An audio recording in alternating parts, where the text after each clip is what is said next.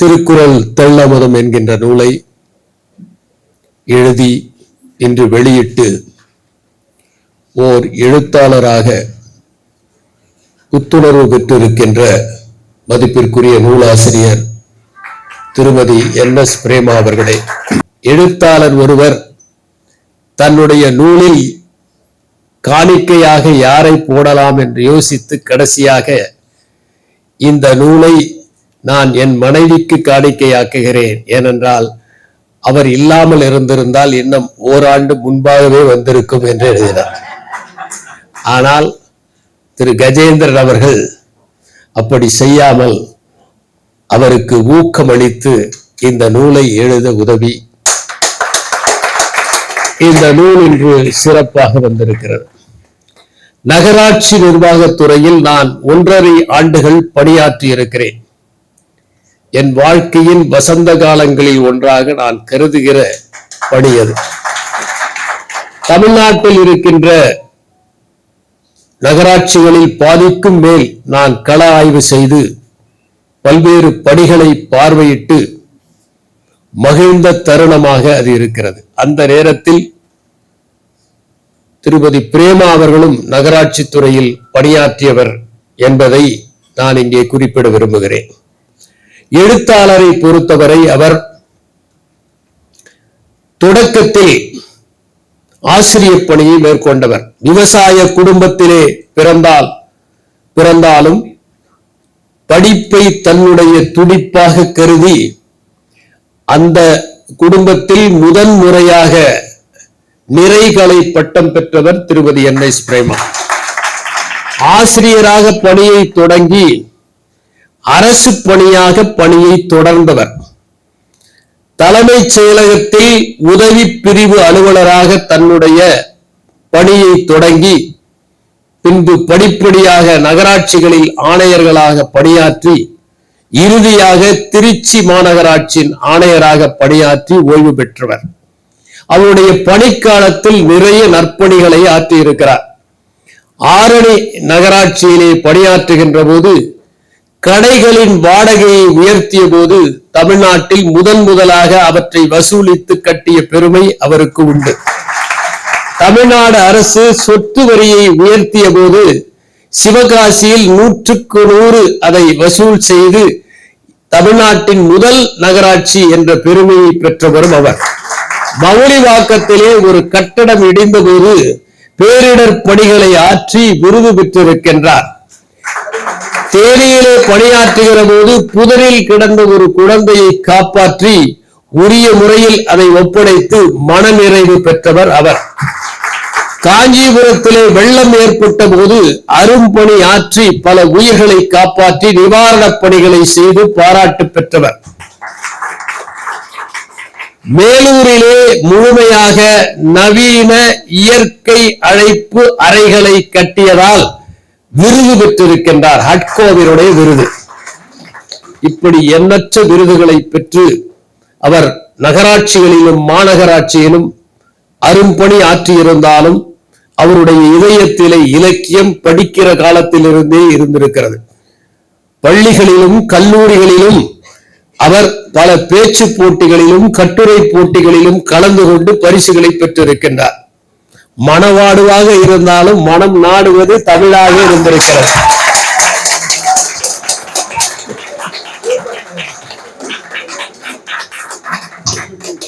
திரு சோமவல்லியப்பன் அவர்கள் குறிப்பிட்டதை போல அரசு பணியிலே இருந்து கொண்டு பணியே செய்யாமல் இருந்தால் கூட மக்கள் கவலைப்பட மாட்டார்கள். ஆனால் பணி செய்து கொண்டு நீங்கள் எழுதுவதால் நீங்கள் பணி செய்வதில்லை என்று கருதுவார்கள். அதனால் அவர் அரசு பணி முடியும் வரை அமைதியாக இருந்துவிட்டு அதற்கு பிறகு இலக்கியங்களில் ஆர்வம் செலுத்தி பல்வேறு இடங்களுக்கு கூட்டங்களுக்கு எல்லாம் சென்று எழுதவும் பேசவும் தன்னுடைய பணியை தொடர்ந்தார். எப்படி அசோகன் அவர்கள் ஓய்வு பெற்ற பிறகு சக்திமானாக அவதாரம் பெற்றாரோ, வாக்காளர் குரலை ஏற்படுத்தினாரோ, அதை போல அவரும் ஓய்வுக்கு பிறகு நிறைய இலக்கிய கூட்டங்களுக்கு சென்று தன்னுடைய பரிச்சயத்தை அகலப்படுத்தி கொண்டு மற்றவர்கள் எல்லாம் வற்புறுத்திய காரணத்தினால் நான் ஒரு நூலாக அவற்றை பதிப்பிக்கலாம் என்று நூலை எழுதி இன்று பதிப்பித்து இந்த விழா இந்த ஞாயிற்றுக்கிழமை அரங்கம் நிரம்பும் வகையில் நடந்து கொண்டிருக்கிறது. பல இலக்கியங்களிலிருந்து பாடல்களை பொறுக்கி இந்த நூலை அவர் உருவாக்கி இருக்கிறார். இதிலே அரிய கருத்துக்களை இலக்கியங்களிலிருந்து திரட்டி ஒரு நூலில் நாம் அனைத்தையும் அறிந்து கொள்ளுகின்ற வகையிலே அவர் கொடுத்திருக்கின்றார். மனத்துக்கண் மாசிலனாகல் அனைத்தரன் ஆகுல நீர பிற என்கின்ற அந்த குறளில் மனத்தை தூய்மையாக வைத்துக் கொள்வதற்கு என்ன வழிமுறைகள் என்பதை அவர் பட்டியலிட்டிருக்கின்றார். மனம் தூய்மையாக இருக்க வேண்டும் என்றால் மனத்தை உதிர்ப்பதுதான் ஒரே வழி. மனம் இருக்கிற வரை அதிலே அழுக்கு சேர்ந்து கொண்டுதான் இருக்கும். மனம் என்பதே சிந்தனைகளுடைய தொகுப்பு, கடந்த கால நினைவுகளின் தொகுப்பு. எனவே மனத்தை உதிர்ப்பது ஒன்றுதான் நாம் சிந்தனை இல்லாமல் இருப்பதற்கும் மனம் தூய்மையாக இருப்பதற்குமான வழி. சிந்தனை இல்லாமல் இருப்பது என்பதை எப்படி செய்வது என்பதை அவர் கூறியிருக்கின்றார். மௌனம் என்பது சொற்கள் இல்லாத நிலை அல்ல, சிந்தனை இல்லாத நிலை, எண்ணமே இல்லாத நிலை. அப்படிப்பட்ட நிலையை அடைவதற்கு அவர் கொடுத்திருக்கிற பட்டியலில் முதலாவதாக மூச்சை கவனித்தல் என்று குறிப்பிடுகிறார். விபாசனா என்று புத்தர் கூறிய அந்த தியான முறைதான் மூச்சை கவனிப்பது. மூச்சை உள்ளே இழுக்கும் போதும் வெளியே விடுகிற போதும் உற்று கவனித்துக் கொண்டிருக்கிற போது ஒரு இடைவெளி சிந்தனையிலே ஏற்படும். அந்த இடைவெளியை அதிகரித்துக் கொண்டே போகிற போது ஒரு கட்டத்தில் சிந்தனையே இல்லாமல் இருக்கும். அதனால்தான் சுபூதி என்கின்ற ஒரு துறவி மௌனத்தையே உச்சரித்துக் கொண்டிருந்த போது மரங்களில் இருந்து ஓர் இலையுதிர் காலத்தில் மலர்கள் தோன்றி அவர் மீது பொழிந்தன. அவை வானத்தில் இருந்து அசரீரி ஒன்று கேட்டது, உன்னுடைய மௌனத்தை போற்றிய சொற்பொழிவில் நாங்கள் மகிழ்ந்தோம் என்று அவர் சொன்னார். நான் எதுவுமே பேசவில்லையே என்றார். அப்போது அந்த அசரீரி சொன்னது, எதுவுமே சிந்திக்காமல் இருப்பதுதான் மௌனம் என்று. எனவே மௌனமாக இருப்பது, தன்னுடைய மூச்சு காற்றை வாசிக்கிற போது, அடுத்ததாக அவர் சொல்வது காட்சிப்படுத்துவது, நல்லவற்றை காட்சிப்படுத்துவது, உடல் உறுப்புகளில் சிலவற்றிற்கு அழுத்தம் கொடுப்பது, புன்னகை புரிவதும் ஒரு வகை. அடுத்ததாக சுய மனோவசியம் ஆகியவற்றை எல்லாம் அவர் அதிலே பட்டியலிட்டிருக்கின்றார். இந்த நூலிலே அவர் உருவக கதைகளையும் பயன்படுத்தி இருக்கிறார். மன்னன் ஒருவன் வேட்டைக்கு போகிற போது எளிய மனிதன் ஒருவருடைய வீட்டிலே தங்குவது வழக்கம். அவன் தருகிற அந்த விருந்தை ரசித்து உண்பதும் அவருடைய மேன்மை. ஒரு நாள் நகரத்திற்கு செல்கின்ற கணவனிடம், மன்னருக்கு இந்த சர்க்கரை வள்ளி கிழங்குகளை கொண்டு போய் கொடு என்று மனைவி கொடுக்கிறாள். சர்க்கரை வள்ளி கிழங்கை போய் மன்னருக்கு கொடுப்பதா என்று எண்ணி அவன் அவற்றை கொடுக்க மனமில்லாமல் வழியிலே பசிக்கிற போது தானே உண்டு விட்டான். ஒன்றே ஒன்று மீதம் இருந்தது. மன்னனை சந்திக்கிறான். எதுவும் கொடுக்காமல் சென்றால் மனைவி கோபித்துக் கொள்வாள் என்று அந்த ஒற்றை சர்க்கரை வள்ளி கிழங்கை கொடுக்கிறான். அதை பார்த்து மகிழ்ச்சி அடைந்த மன்னன் அவனுக்கு 1000 பொற்காசுகளை கொடுத்து அனுப்பி, இந்த சர்க்கரை வள்ளி கிழங்கை கொண்டு போய் நம்முடைய பேழையிலே வைத்து விடு என்று கட்டளையிடுகிறார். இதை கவனித்த ஒரு செல்வந்தன், சாதாரண வள்ளிக்கிழங்குக்கே 1000 பொன் கிடைத்தால் ஒரு விலை உயர்ந்த பரிசை கொண்டு போய் கொடுத்தால் எவ்வளவு கிடைக்கும் என்று உயர்ந்த ரக குதிரை ஒன்றை கொண்டு போய் மன்னனுக்கு அடுத்த நாள் கொடுக்கிறார். மன்னரோ அவருடைய மனநிலையை உணர்ந்து விடுகிறார்.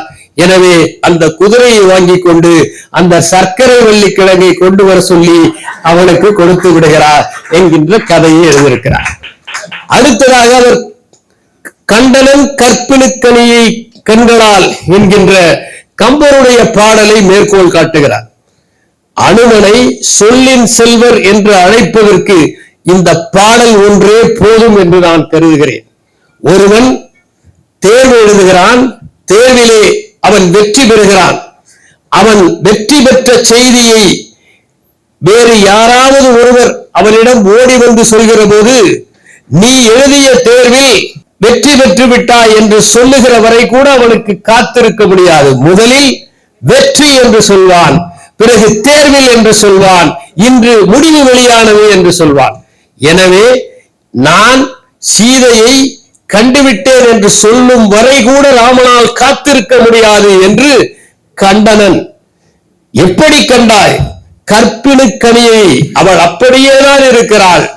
அடுத்தது கண்களா என்றால் கண்களால் காணாமல் மூக்காலா காண முடியும்? இல்லை, அவள் கண்களில் அந்த கற்பின் தகிப்பு தணல் தெரிந்தது. எனவே அவள் அப்படியே இருக்கிறாள் என்கின்ற பொருளில் கூறப்படுவது என்று பல பேர் சிலாகிப்பது உண்டு. பல சம்பவங்களை அவர் மேற்கோள் காட்டுகிறார். உதாரணமாக பாலச்சந்தர் வாலியிடம் ஒரு பாடலை எழுதி வாங்குகிறார். இரண்டாவது பத்தியை சரியில்லை, இன்னும் நன்றாக எழுதலாம், முதல் பத்தி அளவுக்கு சிறப்பாக இல்லை என்று நாசூக்காக சொல்கிறார். இரண்டாவது பத்தியை அழகாக எழுதி கொடுக்கிறார் வாலி.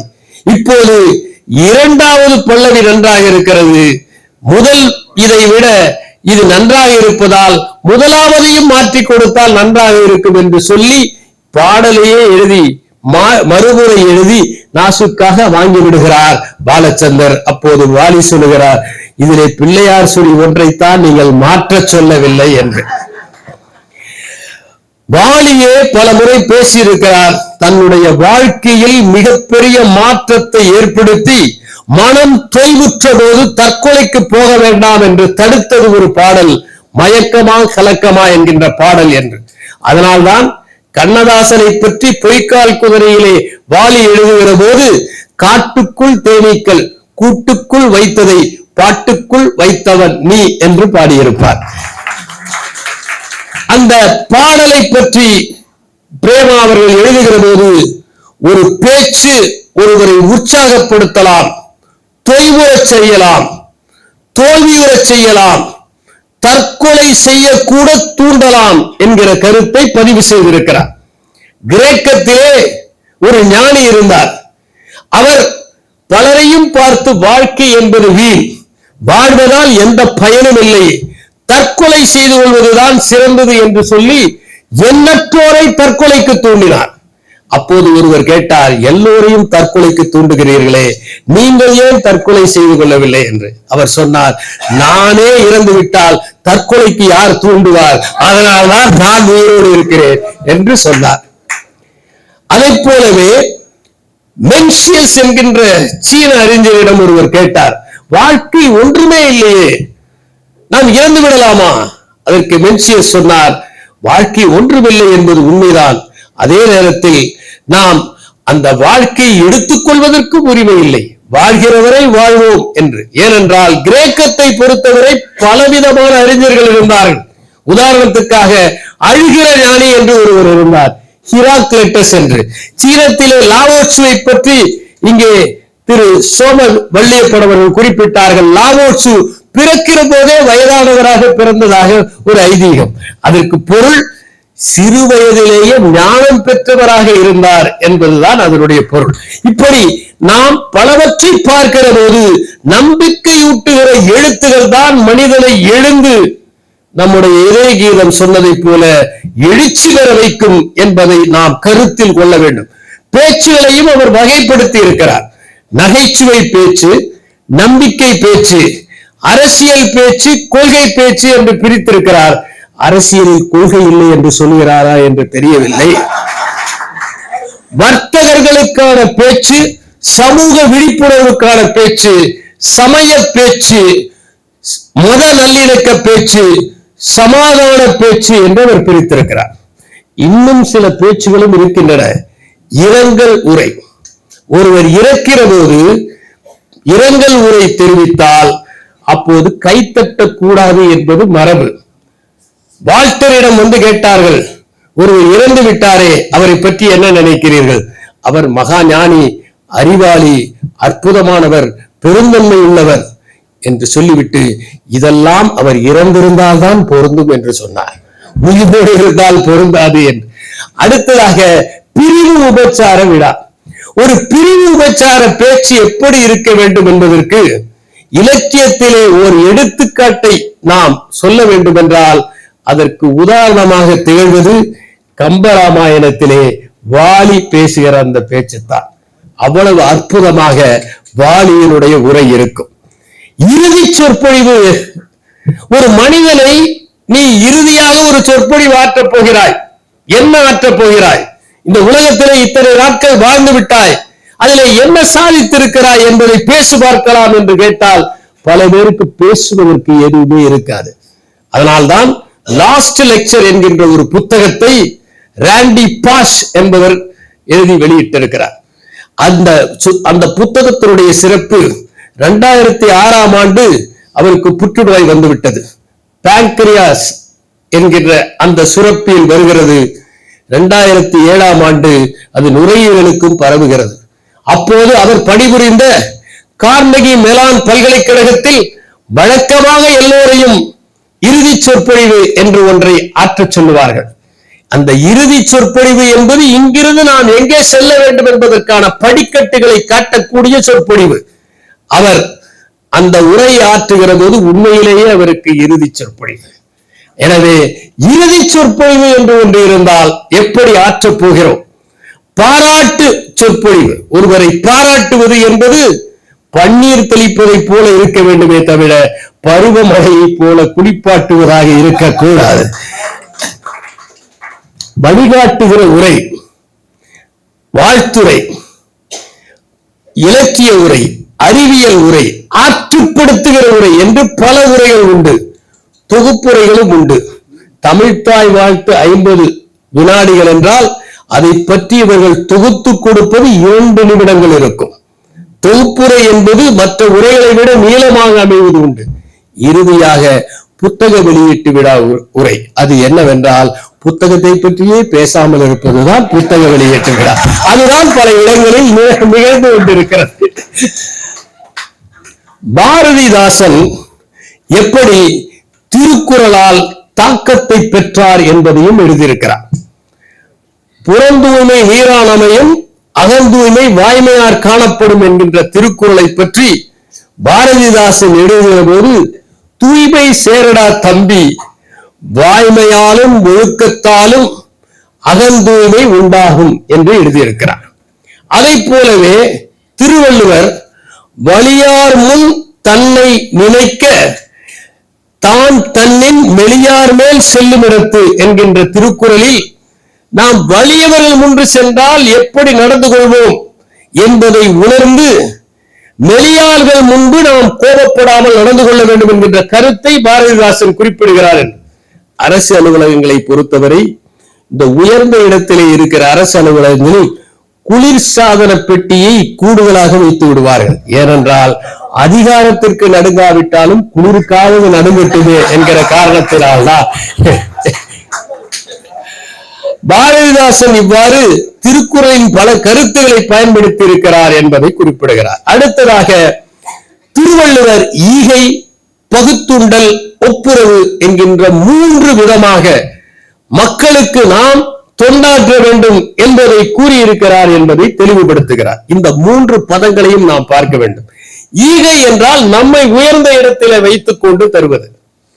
பகிர்ந்து கொடுப்பது என்பது சமமாக வைத்துக் கொண்டு தருவது. ஒப்புரவு என்பது அவர்களை நம்மை விட உயர்வாக வைத்துக் கொண்டு செய்வது. எனவே இந்த 3ற்கும் வேறுபாடு இருக்கிறது. இந்த 3ஐ பற்றியும் அவர் இங்கே தெளிவுபடுத்துகிறார். திருக்குறளிலே நீதியின் இயற்கை விதிகள், பிரின்சிபிள்ஸ் ஆஃப் நேச்சுரல் ஜஸ்டிஸ் என்பது வலியுறுத்தப்படுகிறது என்பதையும் ஒரு குறட்பாவின் மூலமாக சுட்டிக்காட்டுகிறார். ஒரு புதுமையான கருத்து. ஏன் இதை குறிப்பிடுகிறேன் என்றால், சிலப்பதிகாரத்திலே பிரின்சிபிள்ஸ் ஆஃப் நேச்சுரல் ஜஸ்டிஸ் என்பது வலியுறுத்தப்படுகிறது. ஒருவன் நீதி வழங்க வேண்டும் என்றால் அடுத்த தரப்பையும் கேட்டுக்கொண்டுதான் நீதி வழங்க வேண்டும். தன்னுடைய வழக்கிலேயே தான் நீதி வழங்கக்கூடாது. இதை பாண்டிய நெடுஞ்செழியன் செய்கிறான். தொலைந்து போனது தன்னுடைய மனைவியினுடைய நகை, அவனே நீதிபதியாக இருந்திருக்க கூடாது. இப்படி பலவிதமான கருத்துகள் சிலப்பதிகாரத்தில் இருக்கிறது. திருவள்ளுவரும் அதை வலியுறுத்துகிறார். ஒரு குறட்பாவில் என்று குறிப்பிடுகிறார். வான் நோக்கி வாடும் உலகெல்லாம் மன்னன் கோல் நோக்கி வாடும் குடி என்கின்ற அந்த குறட்பாவில் நீதி செலுத்துவது மிகவும் முக்கியம். ஏனென்றால் இறுதியாக மக்கள் எங்கே செல்கிறார்கள் என்றால் நீதிமன்றத்திற்கு தான் செல்கிறார்கள். எல்லா இடங்களிலும் தனக்கான நீதி கிடைக்கவில்லை என்றால் இங்கு கிடைக்கும் என்று நினைத்து அங்கு செல்கிறார்கள். அந்த இடத்திலே நீதி வழங்கப்படுவது முக்கியம் என்கின்ற கருத்தை திருவள்ளுவர் குறிப்பிடுகிறார் என்று கூறுகிறார். தெய்வத்தான் ஆகாதெனினும் முயற்சிதன் மெய்வருத்த கூலி தரும் என்கின்ற அந்த குறட்பாவை இங்கே பலர் மேற்கோள் காட்டினார்கள். அந்த குறட்பாவிற்கு என்ன எடுத்துக்காட்டு என்பதை வாழ்விலிருந்து தெளிவுபடுத்துகிறார். ஸ்கார்லெட் லெட்டர் என்கின்ற அற்புதமான நூலை எழுதியவர் நத்தானியல் ஹாத்ரோன் என்பவர். அவரை பற்றி பால் எல்மர் போர் ஒரு கட்டுரை எழுதியிருப்பார், த சாலிட்யூட் ஆஃப் நத்தானியல் ஹாத்ரோன். அந்த ஸ்கார்லெட் லெட்டர் என்கின்ற அந்த அற்புதமான நூலை எழுதிய நத்தானியல் ஹாத்ரோன் தன்னுடைய பணியிலிருந்து நீக்கப்படுகிறார். கலங்கி நிற்கிறார். அவருடைய மனைவி, நீங்கள் தான் எழுதுகிற ஆற்றல் பெற்றவராயிற்று, எழுதுங்கள் என்று சொல்கிறார். அதை அவர் எழுதத் தொடங்கிறார். உலக புகழ் பெறுகிறார். அந்த ஸ்கார்லெட் லெட்டர் என்கின்ற அந்த நூல் என்ன கருத்து என்றால், அது ஒரு நாவல். ஒரு பெண்மணி ஹெஸ்டர் பிரைன் என்பவள், அவளுடைய கணவன் ரோஜர் சில்லிங்வொர்த் என்பவன் அவன் கடலிலே காணாமல் போய்விடுகிறார். கணவனே இல்லை என்கின்ற நிலைமை. அவள் சற்று மனம் பிறந்து ஒரு குழந்தையை பெற்றுக் கொள்கிறாள். அதனால் அந்த ஊர் சேர்ந்து அவளை தண்டிப்பதற்காக எப்போதும் கருஞ்சிவப்பு நிறத்திலே அவள் ஏ என்கிற ஆங்கில எழுத்தை தன்னுடைய உடையிலே அணிந்து கொள்ள வேண்டும். ஏ என்றால் அடல்ட்ரஸ் என்று பொருள். அதை அணிந்து கொள்ள வேண்டும் என்று தண்டனை விதிக்கிறது. தொடக்கத்திலே அவள் நொந்து போகிறாள். ஆனால் அதற்கு பிறகு அவள் இந்த சமூகத்திற்கு நாம் ஏதாவது செய்ய வேண்டும் என்று சேவை செய்து அந்த ஸ்கார்லெட் லெட்டரை புனிதமான ஒன்றாக மாற்றுகிறார். இந்த நேரத்தில் ரோஜர் சில்லிங்வொர்த் வந்து விடுகிறார். இந்த கர்ப்பத்திற்கு காரணமாக இருந்தவர் அங்கே ஒரு மத போதகர். அவருடைய பெயர் ஆர்தர் டெமிஸ்டல். அவர் இதை பார்த்து பார்த்து மனம் புழுங்குகிறார். அவரை எப்படியாவது பழி வாங்க வேண்டும் என்று ரோஜர் சில்லிங்வொர்த் அவரிடமே பணியாளாக சேர்ந்து உளவியல் ரீதியாக சித்திரவதை செய்கிறார். அந்த டெமிஸ்டல் பகிரங்கமாக ஒத்துக்கொள்கிறார். அவர் உடல் நலம் குன்றி இறந்து போகிறார். இதுதான் அந்த கதை. இந்த ஸ்கார்லெட் லெட்டரை எழுதியவர் மனம் நொந்திருந்தால் இந்த புத்தகம் வந்திருக்காது என்று குறிப்பிடுகிறார். பிறகு அவருடைய பட்டியலிலேயே விடிகளை இறந்த பிறகு எழுதிய ஹோமரை பற்றி தெரிவிக்கின்றார். ஹோமர் எப்பேற்பட்ட கவிஞர்! இலியடன் ஒடிசி இல்லாவிட்டால் ஆங்கில இலக்கியங்களும் இல்லை, பிரெஞ்சு இலக்கியங்களும் இல்லை, கிரேக்க இலக்கியங்களும் இல்லை, ரோமானியத்திலே வருகின்ற ஊமைகளும் இல்லை, ஊமேயங்களும் இல்லை. ஏனென்றால் ஷேக்ஸ்பியருடைய படைப்புகளை எடுத்துக்கொண்டால் அவற்றில் வருகின்ற அலூஷன்ஸ் என்பவை அத்தனையுமே ஹோமருடைய படைப்பிலிருந்து உருவானவை. கிறிஸ்டோபர் மார்லோவும் அப்படித்தான் எழுதினார். பென் ஜான்சனும் அப்படித்தான் எழுதினார். இவர்கள் அத்தனை பேரும் அதை பயன்படுத்தியவர்கள். அவர் விடிகளை இறந்த பிறகு எழுதினார். மில்டன் அற்புதமான படைப்புகளை எல்லாம் பார்வையை இழந்த பிறகுதான் எழுதினார். த லைஃப்ஸ் ஆஃப் போயட்ஸ் என்று டாக்டர் ஜான்சன் எழுதினார். அந்த புத்தகத்திலே மில்டனை பற்றி குறிப்பிடுகிற போது சொல்லுகிறார், his great works were performed under discountenance and blindness, and all the difficulties vanished by his touch, because he was born for the arduous. Its works were not the greatest of heroic epics, because he was not the first என்று எழுதினார். அப்படி அவர் மில்டனை பற்றி தாக்கித்தான் எழுதுகிறார் doctor Johnson. ஏனென்றால் Milton ஒரு Tory அல்ல, ஆனால் Johnson ஒரு டோரி.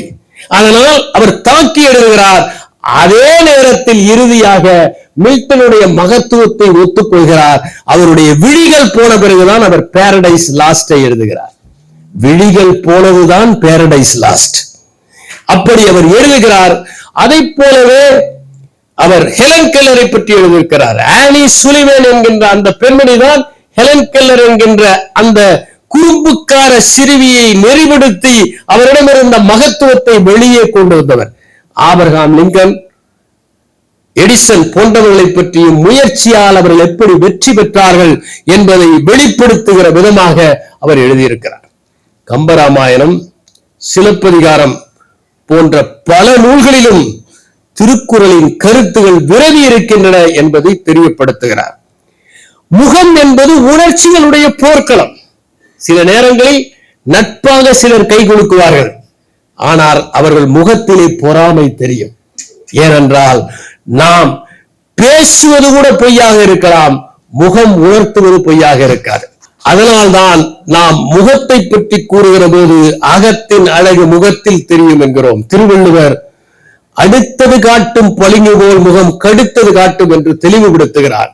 அதிலேயே அவர் சொல்லுகிறார், முகத்தின் முதுக்குறைந்தது யாது, முகப்பினும் காய்ப்பினும் தான் முந்திரும் என்கிறார். முகம் இருக்கிறதே, அது தன்னுடைய உணர்ச்சிகளை முதலில் வெளிக்காட்டுகிற ஒன்றாக இருக்கிறது என்ற அந்த குறளை அவர் மேற்கோள் காட்டுகிறார். உண்மையிலேயே நம்முடைய சொற்களற்ற மொழி என்பது மகத்துவம் வாய்ந்தது என்பதை நாம் உணர வேண்டும். நாம் வார்த்தைகளால் சொல்வதை விட முக குறிப்புகளால், சைகைகளால், நிற்கிற விதத்தால், பார்க்கிற மனத்தால், கைகளின் அசைவால், தலை அசைவால் பலவற்றை உணர்த்தி கொண்டிருக்கின்றோம். திருவள்ளுவர் 2 அதிகாரங்களை படைத்திருக்கிறார். குறிப்பறிதல் என்று பொருட்பாலில் ஒன்று, குறிப்பறிதல் என்று காமத்துப்பாலிலே ஒன்று.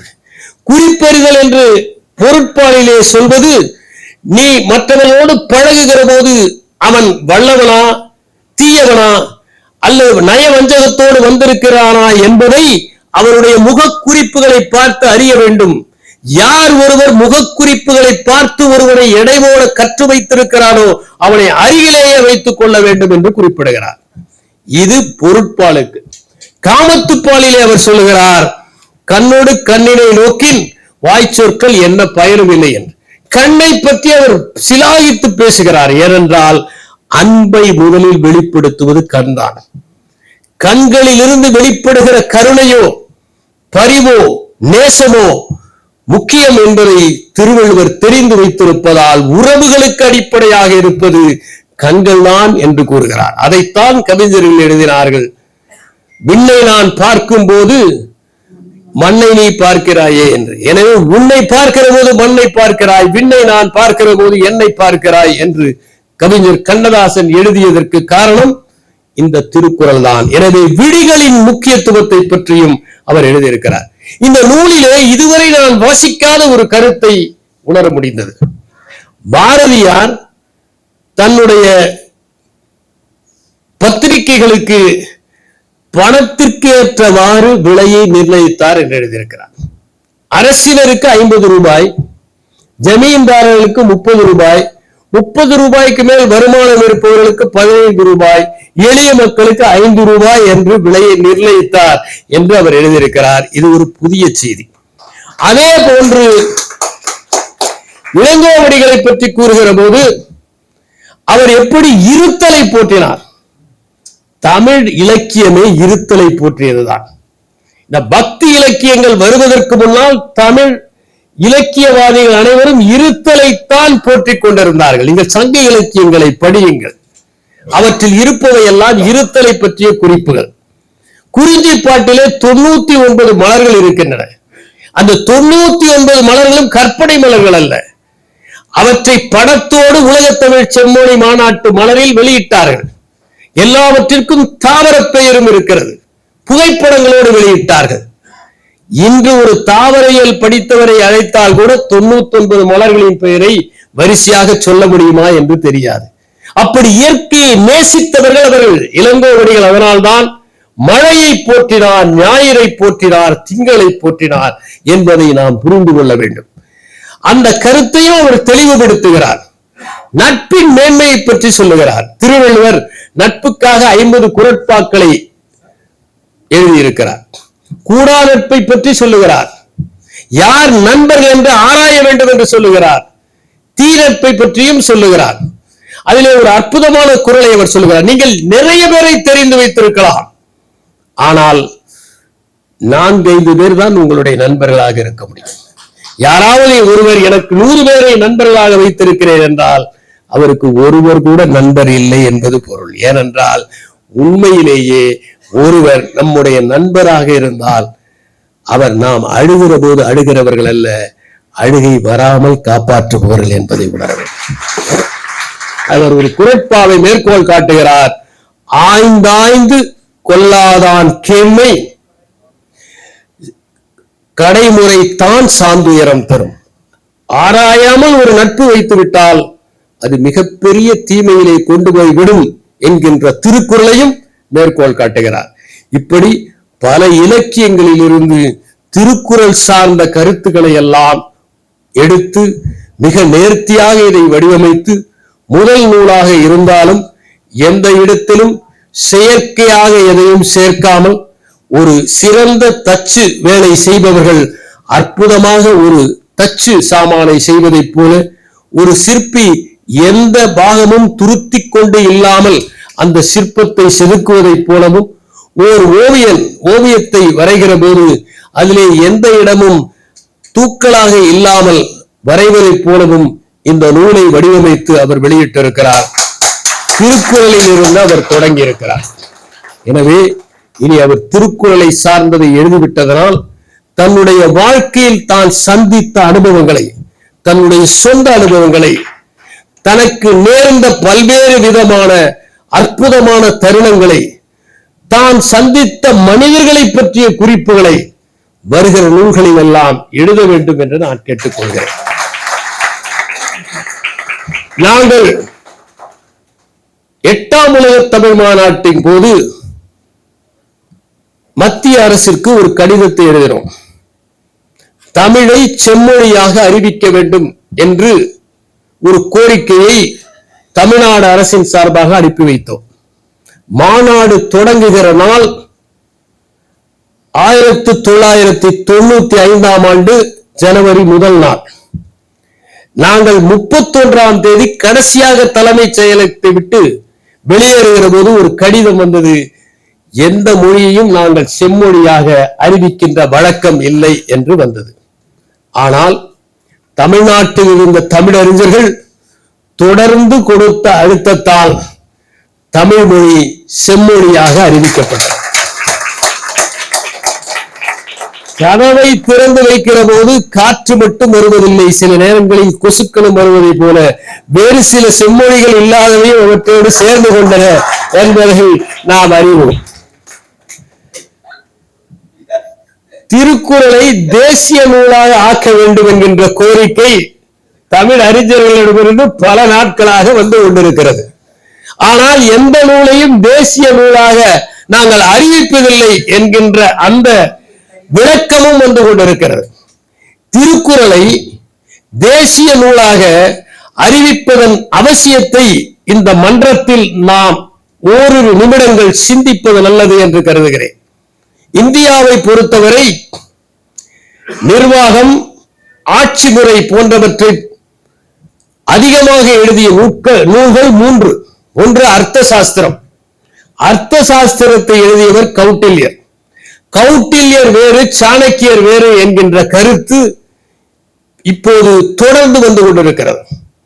கௌட்டில்யர் என்பவர் கிபி 2ஆம் நூற்றாண்டில் வாழ்ந்தவர். சாணக்கியர் என்பது ஒரு கற்பனை பாத்திரம் என்று தேவ்தாத் பட்நாயக் அண்மையிலே சாணக்கியா ஃபேண்டசி என்று இந்தியன் எக்ஸ்பிரஸ் நாளிதழிலே எழுதியிருக்கிறார். ஏன் ஃபேண்டசி என்று சொல்கிறார் என்றால், அர்த்த சாஸ்திரத்திலே வந்திருக்கக்கூடிய ரோமானிய நாணயங்களும் சீனப்பட்டும் 2ஆம் நூற்றாண்டில் தான் இந்தியாவிற்கு வந்தது, கிபி 2ஆம் நூற்றாண்டில். எனவே சாணக்கியர் என்பது சந்திரகுப்தரை இயக்குவதற்காக உருவாக்கப்பட்ட ஒரு கற்பனை பாத்திரம் என்கின்ற கருத்தை அவர் தன்னுடைய நூலிலே எழுதியிருக்கிறார். தேவ்தாத் பட்நாயக் ஒரு ஆதாரபூர்வமான எழுத்தாளர். அவர் பல புனைவியலை அலசுபவர். அவர் ஒரு முறை சொன்னார், 3 விதமான லோகங்கள் இருக்கின்றன. ஒன்று இந்திரலோகம். இந்திரலோகத்தில் எப்போதுமே இந்திரன் பதவிக்கு எல்லோரும் அடித்துக் கொள்வார்கள். எனவே இந்திரலோகத்தில் நிம்மதியே கிடையாது. இந்திரன் தன்னுடைய நாற்காலியை, சிம்மாசனத்தை கெட்டியாக பிடித்துக் கொண்டிருக்க வேண்டும். எப்போது வேண்டுமானாலும் யாராவது அபகரித்துக் கொள்ளலாம் என்று இந்திரன் இந்திரலோகத்தில் இருப்பான். அடுத்தது வைகுண்டம். வைகுண்டத்தில் பசி இருக்க வேண்டியதில்லை, ஏனென்றால் பார்க்கடல் இருக்கிறது. எனவே பார்க்கடலில் பசிக்க வேண்டியதில்லை.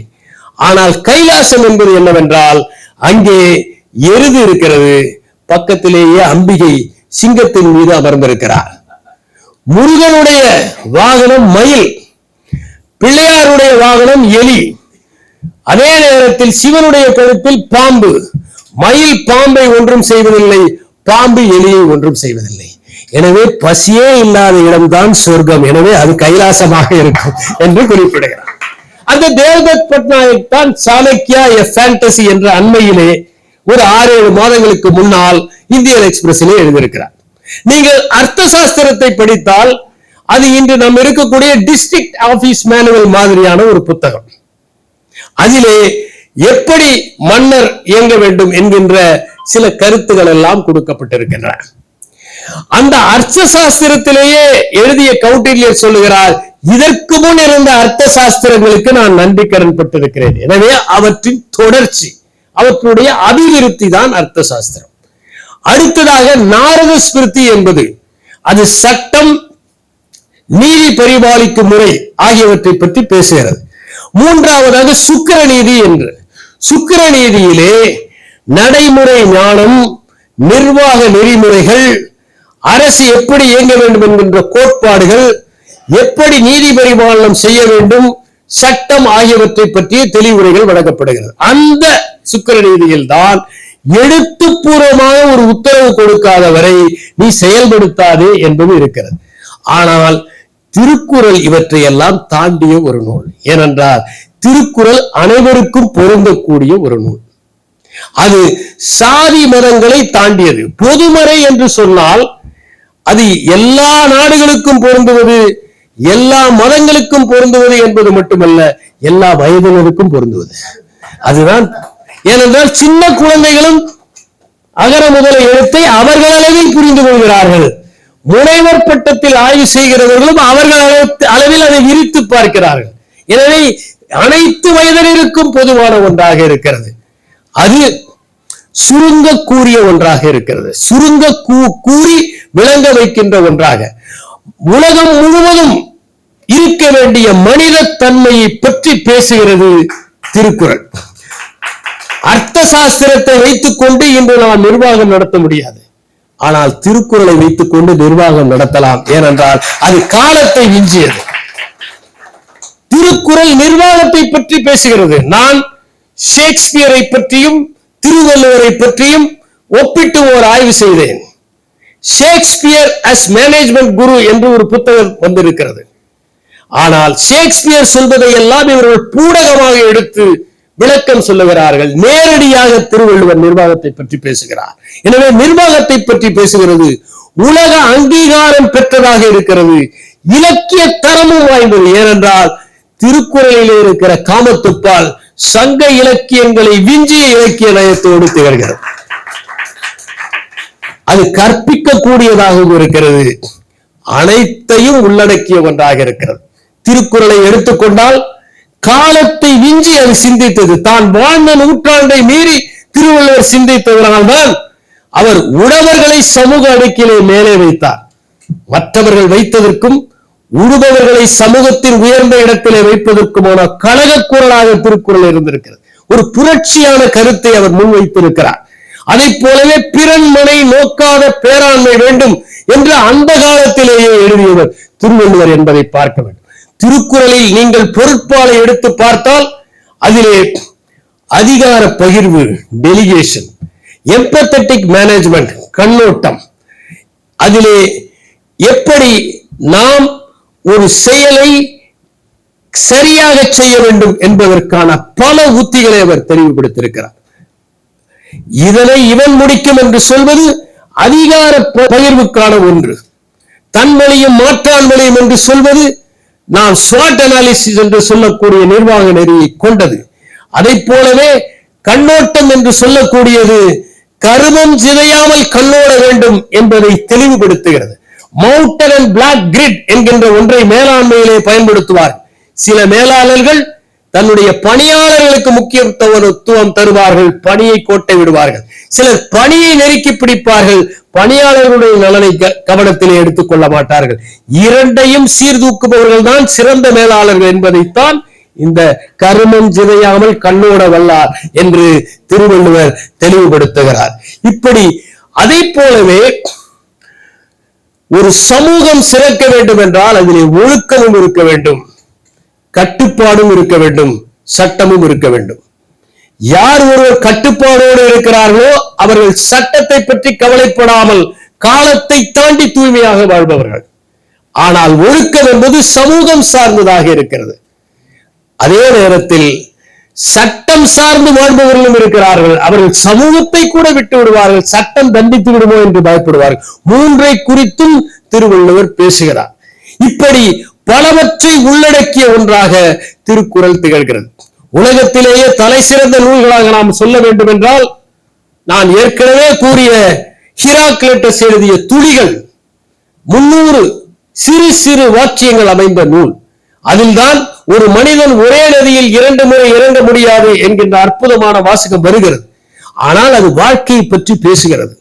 லாவோட்சி எழுதிய டாவோ டீச்சிங், அதிலேதான் அவர் தலைமை பண்பு என்பது பெண்மை தன்மை கொண்டதாக இருக்கும், நீரை போல இருக்க வேண்டும், சொரசொரப்பான பாறைகளின் மீதும் மோதி மோதி நீர் எப்படி அதை வளவளப்பாக மாற்றி விடுகிறதோ அதுபோல ஒரு தலைவன் தன்னுடைய தன்மையினால் மக்களுடைய மனத்தை மாற்ற வேண்டும் என்று கூறுகிறார். யார் என்று தெரியாமல் இருப்பதுதான் சிறந்த நிர்வாகம் என்று கூறுகிறார். அப்படி லாவோட்சு கூறிய டாவோ டீச்சிங், கன்ஃபூசியஸ் சொன்ன அனலெக்ஸ் போன்ற நூல்கள் இருக்கின்றன. குடியரசை பற்றி பிளாட்டோ எழுதுகிறார், குடியரசு என்கின்ற நூல். இந்த நூல்கள் எல்லாம் இருக்கின்றன.